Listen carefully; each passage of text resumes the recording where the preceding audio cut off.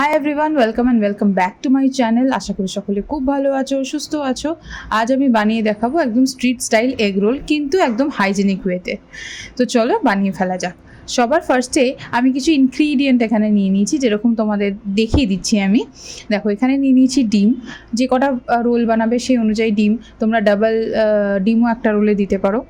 এখানে নিয়ে নিয়েছি পেঁয়াজ আর শসা, তার সাথে নিয়ে নিয়েছি কাঁচা লঙ্কা কুচি আর লেবু। আমি এখানে গন্ধরাজ লেবু ইউজ করেছি, তোমরা চাইলে কাগজি লেবু ইউজ করেছি, তোমরা চাইলে পাতি লেবু ইউজ করতে পারো। আচ্ছা, এখানে নিয়ে নিয়েছি পরিমাণ মতো সাদা তেল, যেরকম চিলি সস, টমেটো সস, লবণ, গোলমরিচ আর আরও কাঁচা লঙ্কা কুচি আর পেঁয়াজ কুচি। আর তোমরা যদি চাও এখানে রেড চিলি সসের ব্যবহারও করতে পারো, তবে আমি শুধু টমেটো কেচাপ আর চিলি সসটা এখানে ব্যবহার করেছি। আর লবণ নিয়ে নিয়েছি, যেটা ভীষণ এসেনশিয়াল প্রত্যেকটা রান্নার জন্য।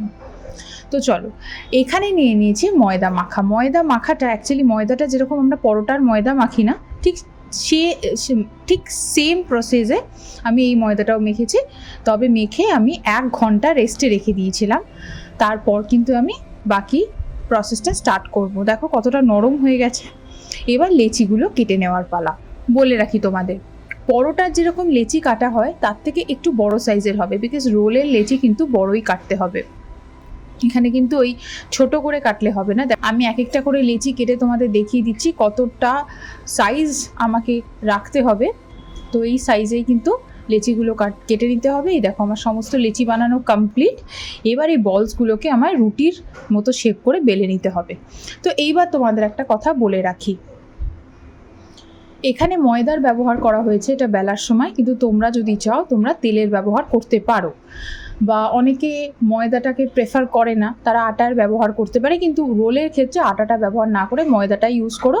অনেকে লুচি বানানোর সময়ও ময়দা দিয়ে বেলে আমি দেখেছি, আবার অনেকে তেল ব্যবহার করে। আমি যেমন লুচি বেলার সময় তেলটাই ব্যবহার করি, কিন্তু ময়দা দিয়ে বেললে শেপটা একদম প্রপারলি ঠিকঠাক আসবে।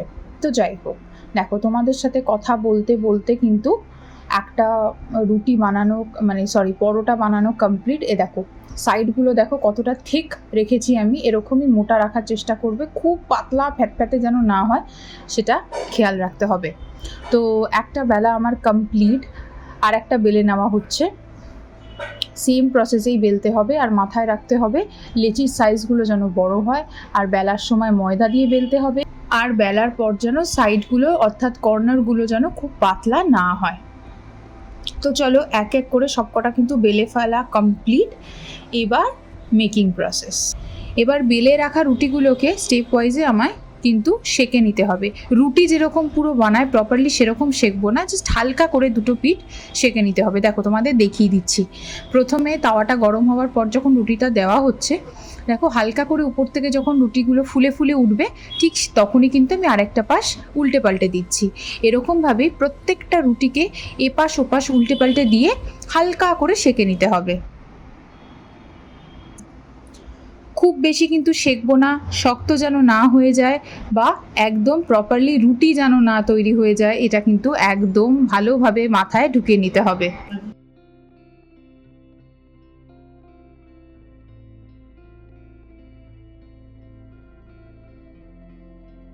এবার যে ডিমগুলো নিয়ে নেওয়া হয়েছিল সেই ডিমগুলো একটা গ্লাসের মধ্যে ভেঙে ফাটিয়ে নেওয়া হচ্ছে। এখানে নুন দিয়ে নেওয়া হবে, গোলমরিচের গুঁড়ো দিয়ে নিতে পারো তোমরা যদি চাও, অথবা কাঁচা লঙ্কা কুচিও এই মুহূর্তে দিয়ে নিতে পারো যদি তোমরা চাও। কিন্তু এখানে এই মুহূর্তে আমি ব্যবহার করছি না, তার কারণটা আমি দেখিয়ে দিচ্ছি। তো ডিমটাকে অ্যাজ ইউজুয়াল ফাটিয়ে নিয়ে তাওয়াতে খুব ভালো করে তেলটা গরম করে নেওয়া হয়েছে। এবার ডিমটা দিয়ে নেওয়া হলো। ডিমটা দিয়ে নেওয়ার পর যে সেঁকে রাখা রুটিগুলো ছিল সেখান থেকে রুটিটা নিয়ে একটা রুটি তার উপরে এরকমভাবে ভালো করে সাজিয়ে দিয়ে আবার কিছুটা তেলের ব্যবহার করে উল্টে পাল্টে খুব ভালো করে ফ্রাই করে নিতে হবে। যে যেরকম কড়া করে চাও সে সেরকম কড়া করে বানিয়ে নিতে পারো। যারা খুব নরম নরম পছন্দ করো তারা বেশি ভেজো না।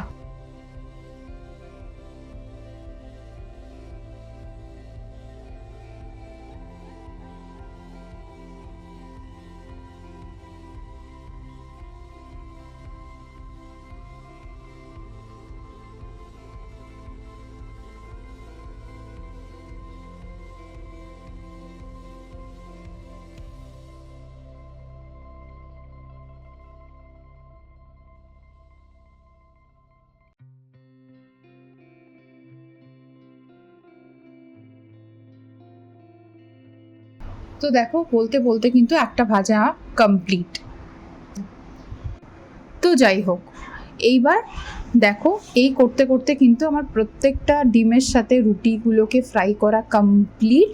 এবার সাজিয়ে নেব। সাজিয়ে নেওয়াটা আর কিছুই না, ভালো করে এই ডিমের সাথে যেই রুটিগুলোকে ফ্রাই করে নেওয়া হয়েছে সেগুলো এক এক করে থরে থরে সাজিয়ে নেব।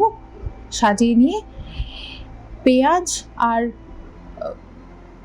শশার যে মিক্সচারটা নুন মাখিয়ে রাখা হয়েছিল, নুন আর লেবু মাখিয়ে রাখা হয়েছিল, সেই মিক্সচারটা দিয়ে নিলাম। আচ্ছা, তোমরা যতটা পরিমাণ তোমাদের ইচ্ছা দিতে পারো, এখানে একটু বেশি ব্যবহার করা হয়েছে, কোনোটা একটু কম ব্যবহার করা হয়েছে, যার যেরকম খাওয়ার পছন্দ সেই অনুযায়ী। তোমরা যদি বেশি পছন্দ করো বেশি করে দিতে পারো, কম পছন্দ করলে কমও দিতে পারো, কোনো অসুবিধা নেই। এবার দিয়ে নেওয়া হচ্ছে কাঁচা লঙ্কা কুচি, দিয়ে নেওয়া হচ্ছে গোলমরিচের গুঁড়ো এক এক করে। আর যদি মনে হয় যে নুনটা তোমরা একটু বেশি খাও তাহলে এই সময় তোমরা নুনও দিয়ে নিতে পারো, অসুবিধা নেই। তবে মাথায় রাখতে হবে এখানে 2 রকম সস ব্যবহার করা হচ্ছে, সসের মধ্যে কিন্তু অলরেডি নুন থাকে, তাই বুঝে নুনটা ব্যবহার করাটাই ভালো হবে। দিয়ে নেওয়া হচ্ছে টমেটো কেচাপ ভালো মতো করে, তার উপর দিয়ে নেওয়া হলো চিলি সস। ব্যাস কমপ্লিট। এবার ভালো করে রোল করে নেওয়ার পালা, অর্থাৎ মুড়ে ফেলার পালা। মুড়ে যখন দেখবো মুড়িয়ে ফেলেছি, এবার একটা সাদা কাগজ নিয়ে খুব ভালো করে নিচটা ফোল্ড করে দিতে হবে যাতে কোনো রকমভাবে খুলে না যায়। এই জিনিসটা কিন্তু খুব ভালো করে খেয়াল রাখতে হবে, কোনো রকমভাবে যেন ফোল্ডটা খুলে না যায়। তো দেখো একটা কিন্তু আমার বানানো কমপ্লিট হয়ে গেল। ঠিক সেম প্রসেসে আমি বাকিগুলোও কিন্তু বানিয়ে নিচ্ছি। তোমরাও কিন্তু এরকমভাবেই প্রসেসটা ফলো করো, একটাও পোর্শন যেন মিস না যায়। দেখো তোমাদের সাথে কথা বলতে বলতে আমার কিন্তু সবকটা রোল বানানো কমপ্লিট। তো দেখেছো তো কত ইজি প্রসেসে হাইজিনিক ওয়েতে স্ট্রিট সাইড রোল বাড়িতেই বানিয়ে নিতে পারি। শুধু ঘরে থাকা কয়েকটা উপকরণ হলেই চলবে, আর প্রসেসটা স্টেপ ওয়াইজ ফলো করতে হবে। রান্না করতে না 2টো জিনিস খুব প্রয়োজন, একটা রান্নার প্রতি ভালোবাসা আর একটা পেশেন্স অর্থাৎ ধৈর্য। এই দুটো যদি থাকে তাহলে প্রত্যেকটা রান্নাই কিন্তু আমরা করতে সাফল্যই হব। যাই হোক, আজ এই অবধি রাখছি। ভিডিওটা ভালো লেগে থাকলে do like, comment, share and do subscribe. Please চ্যানেলে নতুন হয়ে থাকলে বেল আইকনটা প্রেস করে রাখবেন যাতে আমি নতুন ভিডিও নিয়ে আসলে তোমাদের কাছেও নোটিফিকেশান পৌঁছায়।